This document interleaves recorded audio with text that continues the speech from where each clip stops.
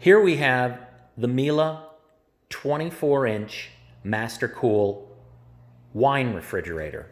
This is a touch wine refrigerator, so all you need to do is touch the left-hand corner and the door will open.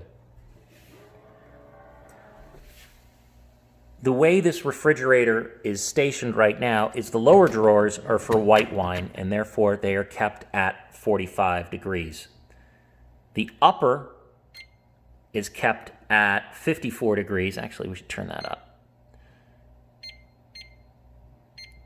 58 degrees for red wine, and that's your red wine storage. And this concludes how to use the Miele Master Cool wine fridge.